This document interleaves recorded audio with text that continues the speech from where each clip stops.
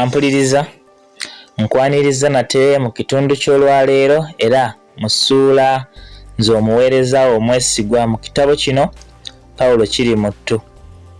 Katono okujjukizaako ekitundu ekiwedde mu ssuula Akalyamaggwa, Pawulo yali yeewandiikidde ebbaluwa emubukira mukyala we asobole okudduka ku flo. Wabula ne wabaawo ebibuuzo ebyamubuuzibwa ebyali bimulemye okuddamu, naye oluvannyuma n'abyanukula bulungi. Essuula eyo twagiwonzese Pawulo bamukoledde ku nteekateeka z'okudda era nga flo amuwerekeddeko ku kisaawe ky'ennyonyi, bw'atyo n'adda e Buganda.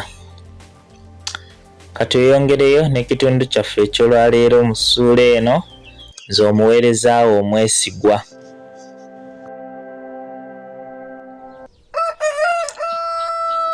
Pawulo yakomawo bulungi ku nsi y'aboobwe ng'alina ne diguli. Ku kisaawe ky'ennyonyi e London yavaayo mu ttumbi, kyokka ennyonyi yawenyuka emisinde n'ekamala, kubanga obudde bwagenda okunyiimulamu buti nga bali Ntebe. Era bwe yawulira ng'ab'omu nnyonyi balanga nti batuuse Entebbe, emmeeme yamutyemuukirira, yajjula ebirowoozo. Yali takakasa bulungi nti essimu gye yali akubye ewa kitaawe yagifuna, kubanga eyo ye yali esunya kubeeka nti yali wa kutuuka ku lunaku olwo. Oba baagifuna, baani abaali bazze okumulinda? N'omukulu bazibumbira yalimu. Ate bwe yavaawo n'alowooza ku buwanguzi bwe. Yayagala asale amagezi afune engeri gy'anaalaga abantu nti omusomo yagukuba oluku mu mutwe kyokka nga tayogedde. Yayagala ayambale ekijoowowo kye ekya diguli ng'afuluma ennyonyi, kyokka ate ekyo ne kimukwasa ensonyi. Yayagala akwate ebbaluwa ye mu ngalo waakiri bategeerere ku ekyo nti yayita, kyokka nga si bangi abaali bajja okukissaako omwoyo. Era emmeeme yali ekyamwoleza, ennyonyi n'egwa. Mu kufuluma yasalawo yaba asembayo era bwe gwali. Wabula bano abaali bazze ku kisaawe okumulindirira, buli muddugavu eyafulumanga ne bakuba mu ngalo n'okulaya ku buluulu n'okukaliriza nti, "Wuuyo wuuyo Pawulo!" Kyokka buli gwe baakubiranga akaluulu bwe yabasembereranga ne balaba nga si ye Pawulo, olwo ate ne bambalira amuli emabega. Bazibumbira ne nnyina Pawulo baalaba omwana waabwe tebamulaba, omwoyo ne gutandika okubaceekeera. Nnyina yali atandise okujja ebiyengeyenge nga takyatunula n'eri nnyonyi. Yagenda okuwulira ng'abantu basaanukudde enduulu etawulirwanga nako. Yagenda okutunula mu kisaawe bw'ati nga ku mulenzi kyava abuuka, ate naye n'asaanukula enduulu enzibu nti, "Ululululu! Y'oyo ddala!" Nga bamaze okumulamusa, balinnya mmotoka ne ziseeyeeyo okutuuka ewa kitaawe bazibumbira. Ekyali eyo kyali kinyeenya magi. Abeeka bonna baali bakuŋŋaanye, baafumba ne bakamala ettooke lutata, emimmonde, omuceere, amayuuni, balugu, nandigoya, endaggu, omugoyo, nakati, ejjobyo, ebinyeebwa ebirimu akatiko akaganda, entungo, leero n'amenya ki era n'aleka ki. Baafumba ebirungo byonna, entujjo, kateereka emmese, obuwuulu. Waayitawo mbale Pawulo n'agenda ku kibuga okunoonya emirimu. Mu butuufu waliwo kampuni n'ebitongole bya gavumenti ebiwerako ebyali bimuyise okugenda okubiraba amangu nga yaakatuuka. Baasi Pawulo gye yalinda yali yaakutuuka, awo yalindira essaawa 2 ez'enkya. Ye Pawulo yatuukawo ng'ebula eddakiika 5 okuwera 2. Yali ayambadde essuuti ye eya wuulu nga ne munda ataddemu boosikooti nayo nga ya wuulu. Awo ku sitenseni yasangawo abantu bangi era n'abalala abaali bawulidde ku ttutumu lye. Bonna baamwetooloola nga bwe bamubuuza ku bye yalaba e Buzungu. Yagenda okujjukira okutunula ku ssaawa nga ziri mu 4, era yali atandika okweraliikirira nti osanga bbaasi yali emuyiseeko ng'akyali mu yasse badduka. wabula Nalwanga n'amugumya nti bbaasi eyo yadde yali ya ssaawa 2 naye bwe yabanga eyanguye ng'ejja ku 6. Pawulo yatandika okuggwaamu essuubi era buli ddakiika 5 yakeberanga ku ssaawa. Kyokka era Nalwanga yamubbirako nti nno bambi ne bwe najja yali akyayinza n'obutafuna tiketi okuggyako mpozi ng'asangudde amasanda mu ngalo. Pawulo kino kyamulema okutegeera. Nalwanga yalaba alinga afuuyira endiga omulere kyeyava amugamba nti, "Ssebo, lwakuva Bulaaya naye okuggyako nga kapalaga kali okakwanga siringi nnamba nga bbaasi tennajja, tiketi ogifuuye mu ng'ombe." Pawulo yeeyongera ebitabitegeera. Okusooka olugendo gye yali alaga lwali lwa siringi 1, ate endala kapalaga gye yali yeetaaga olwo yali yaaki. Ate ebyo nga bikyali awo, Pawulo ne kapalaga baali bamanyiganye bulungi. Kapalaga yali tayiganga nako yadde ku nnyukuta eya A. Olwo oba kondakita yali abubbyewa. Awo Pawulo yawunzikira endowooza ye nti, oba byanguzi bibasaze. Nze nasoma era ebyenguzi nsobola okubiwona era n'okubiwonya ensi yange.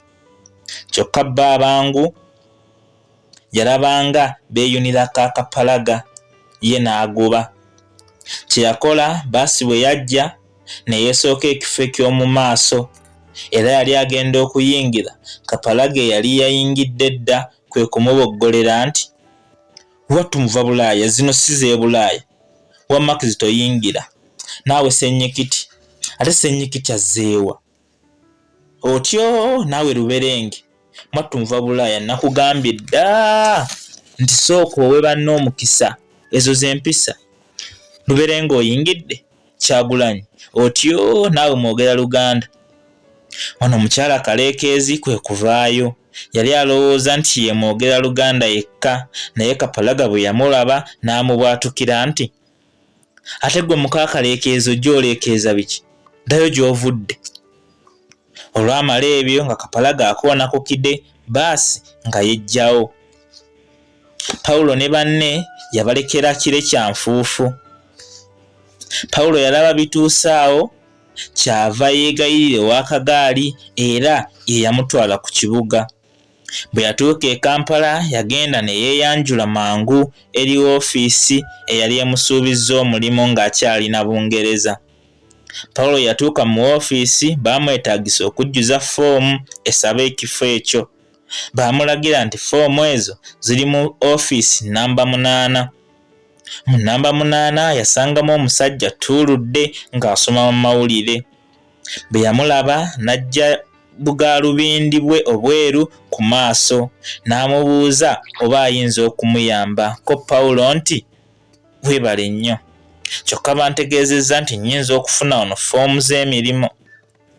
Awo omusajja mukulu kwe kunyiga ku kade, amangu ago n'efubutukayo omuvubuka embula kalevu eyali ayambadde essuuti ya kawunda. Musajja mukulu yamutemyako ng'eno bw'amulagira nti, "Oba ffoomu ddi zikyaliyo? Omwami ono muleetereyo 2 wattu." Ko omulenzi nti, "Ezo kasookanga ziggwayo beeyana bisiibo. Mpozi omwami ono alidda ku bbalaza." Olwo olunaku lwali Lwakusatu. Omuvubuka ng'amaze okukabatema bw'atyo kwe kubalaga akabina. Ng'amaze okubulirayo, ofiisi oli eyali asigaddewo yalaba Pawulo tawuuna kwe kumugamba nti, "Mpozi singa otabulayo kacyayi mu Abazungu ke muyita tiipu, mpozi omulenzi twandimwegayiridde." N'ayongera okwekukula. Pawulo emmeeme yatandika okumusinduukirira.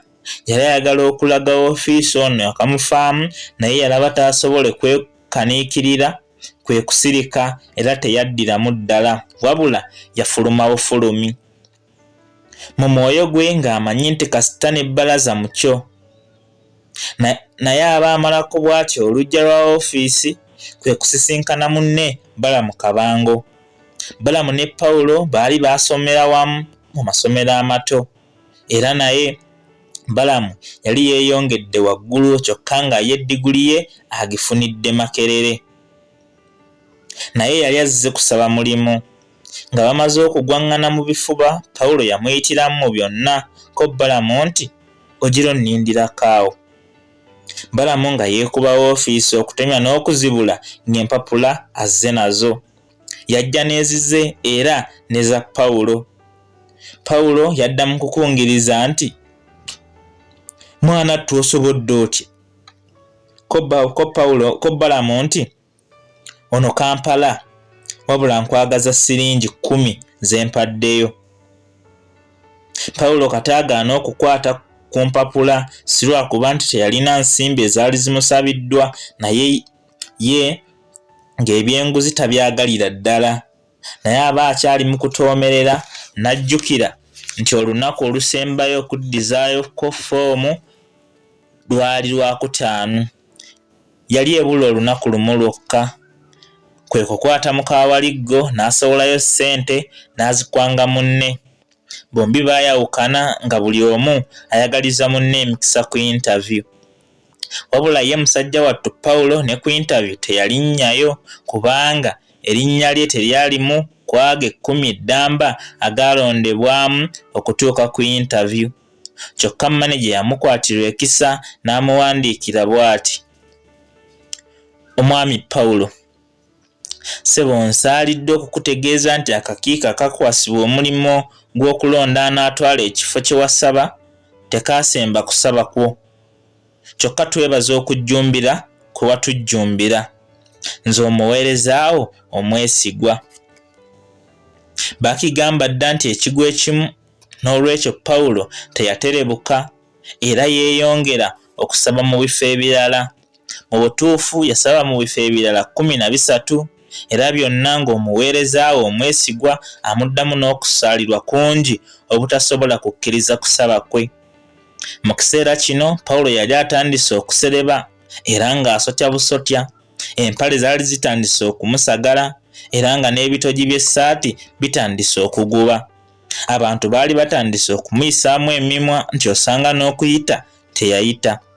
Muwalimu Akaliya ye yasinga okusesa abantu ng'agamba nti, "Anti mmwe bamuvabulaya temubamanyi. Nze nkubuulira oluusi bayinza n'okuba nga baaleetayo omutwe mwereere. Haki ya Mungu, nze nalabira wano ku mutabani wa Haaji Nantalaga." Ekiseera kino kyali kyakyeya ppereketya. Pawulo olw'okuba engoye zaali zimusagala yayambalanga n'ateekako n'ekkooti anti baalugera dda nti nnyonyi ntono. Kale nno musajja wattu bwe wamusanganga nga yeegeetanira mu ssuuti y'emu b'emmululu ne weetamwa okugenda e Bulaaya. Ampuliriza, bwe tutyo ne tuba nga tufundikidde ekitundu kyaffe era essula yaffe nze omuweerezaawo omwesigwa. Bwetyo bwebadde mpaka omulundi omulala era we tunajja n'ekitundu kyaffe ekirala mu ssuula era endala. Ofunda n'omuliika atakuumira mpeera abankuumire. Mweraba.